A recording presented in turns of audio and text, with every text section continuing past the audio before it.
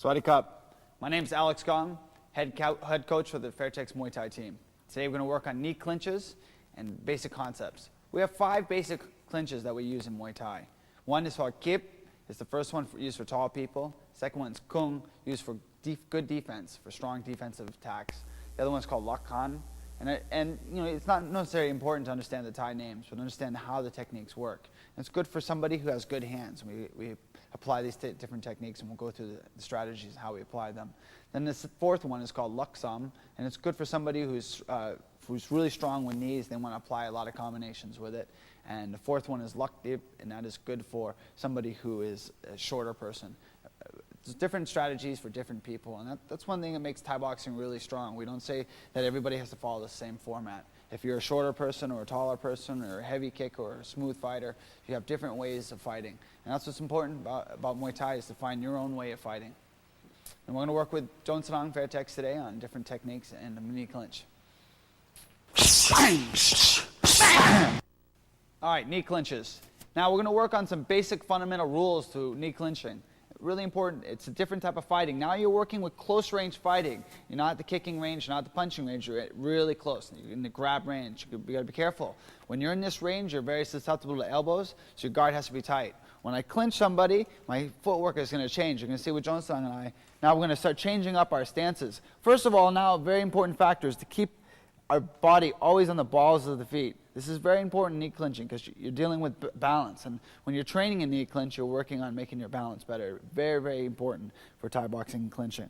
Okay? So notice how now my footwork is a little bit different. Normally I stand in my normal fighting stance right here. And the reason why we don't do that in Thai boxing is somebody stands with their leg forward and we grab with them, they're very susceptible to be turned because their balance will pull them out. So we keep our body even. You notice both legs are almost like in a horse stance. And the way I prevent myself from getting pushed from front to backwards is I lock. I always lock onto my opponent's body. So I use their support, their legs, to keep my body balanced. All right? Now, we're going to get right into some basic concepts with clinching. There's 5 different clinches we're going to teach today, but right now we're going to work on the fundamentals. Now, there's 2 types of knees we're going to do when we do the clinch knee. One is a straight knee that comes straight back, and you've already done this is the straight knee, comes straight into your target. But sometimes you don't have the room to make that knee, so you're really clinched in tight. And that's how Jonsarang has got himself really close to me. And that's something, as a strategy, he wants to stay focused on. Because if he's tight like this, it's hard for me to knee him. If he keeps his body really tight, it doesn't give me much room to power up and give a hard shot. Don't forget, your knees are very, very powerful. They have a hard weapon to attack with. Okay, so this makes it very difficult to straight knee. The second knee that we attack with is called the outside knee. We bring it on the outside and we make contact with the ball of the knee here and bring it down right into the target. So we might swinging our hip up and coming in right into the contact area. Wherever we want to hit, the body or the thigh, mostly the body, we're going to make contact with the inside bone. But when you're working with your partner in training, you're training, so you don't want to bang your friends up. Hit with the inside thigh. Watch me at first. Okay, this is where I want to make contact. I fight, I make contact here. When I train, I use the inside thigh. Okay, again, I'm going to grab and I just, boom. That's how I train. Okay, again, training is boom. You want to avoid hitting here when you're training with your partners. You bang them up, they're going to get you back for it, for sure. Okay, so like I said, we have 5 types of clinches we're going to work on. The first clinch is really good for somebody who's taller. We're going to go both left and right and watch how we switch in and out. Okay, this is a good technique for somebody who's taller. They have an advantage to clinching on. So the first one's called keep. Watch me at first. I'm going to grab. Both of my arms are going to be clinched down inward. My hand is going to be wrapped around his neck, so if I have gloves on, it's going to be tight here. And my forearm's going to clinch in, and my elbows are going to try to meet. Well, I've got to be careful of getting elbowed myself, so I'm going to keep my head down at all times, chin down. Also got to be careful of uppercuts. Maybe if I keep my arms wide like this, and Jonsarang decides to uppercut, boom, I get hit. So I keep my chin protected. Now if he tries to uppercut, my body's protected, okay? So the first one we're going to do is the keep. This is really good for somebody who's taller. I can use my weight to pull down on it, and watch the first knee we're going to do is we're going to turn, step over, watch how my leg steps over, 45 degrees. I'm going to turn my opponent to position them off balance. Pop, and then I'm going to strike knee, straight knee, side knee, okay? Then I turn to the opposite side, reposition, see how my leg is, straight knee, side knee. Okay, notice when I train, comes this way, not with the bone. Okay, Jonsang is going to switch, do the same thing to me. Come on the inside, up. Repositions. 1, 2. 1, 2. Good. And that was, again, is the keep. This is really good for somebody who's shorter than you. You notice how my weight can come straight down, okay? Again, focus on keeping the chin protected. Very, very important. Keep your body close. Avoid being far away from this, holding somebody, because maybe I'm this far away and I have them, and he knees me first. Boom, before I get to knee him. So I might take a hard shot. Keep your body close. So right before I knee, then I reposition. Bop, bang, bang. Okay? Now the second knee is really good for defense. It's a defensive drill.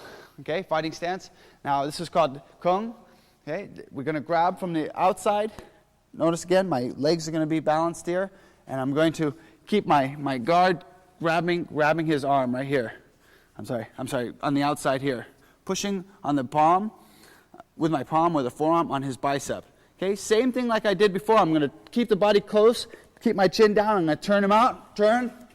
Bang. Bang. Switch. Whop.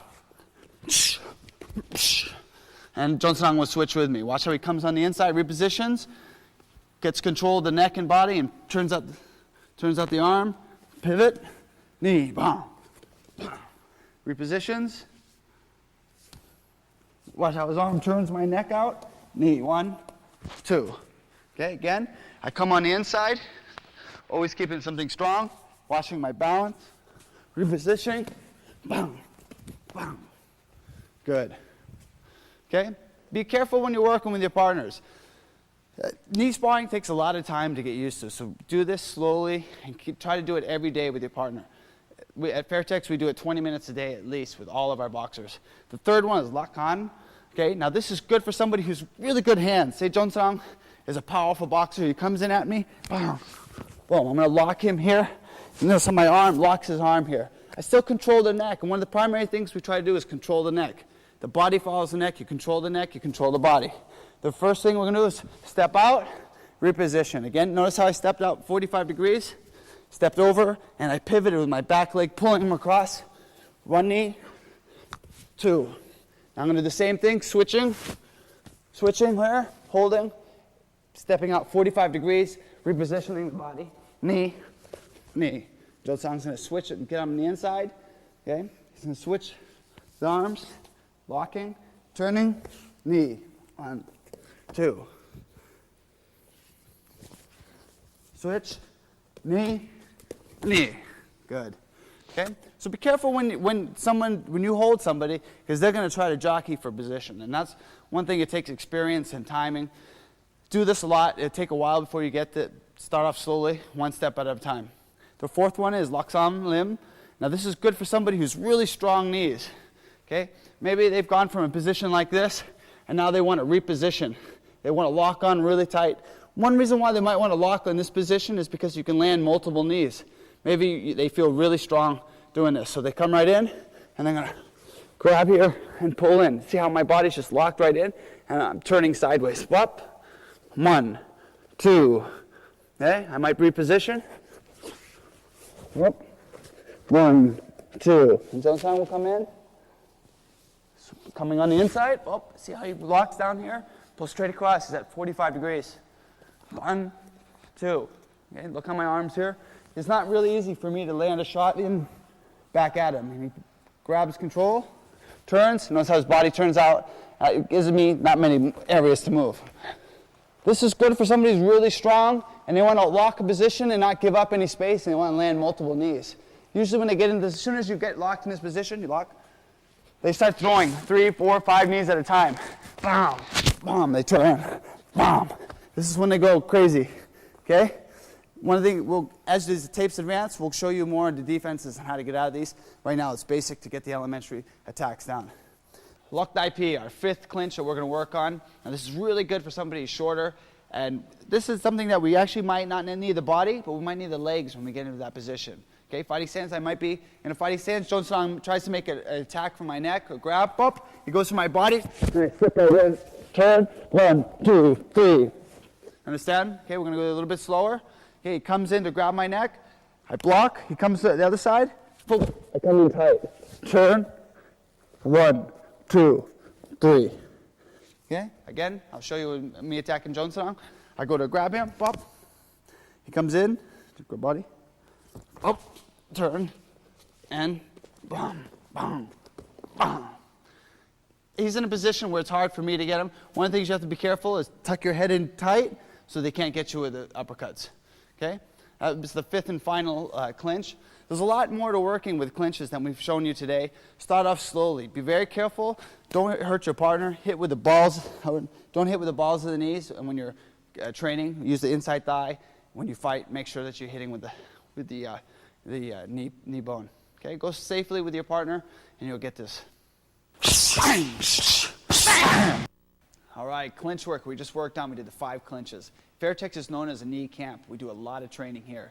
The United States really needs to train to get the caliber of the knee training up, and it's just done through one step at a time. Going through one of these techniques one by one, training it every day and implementing it to your system. It takes a while to learn this. The most important thing understanding in the knee clinch is the balance and positioning of the body. Okay, a lot of the attacks are more successful when you have a strong position, when you have your opponent in a position where they can't defend correctly, and that's what you want to work on the most. Take your time with this, be safe with this, and practice every day.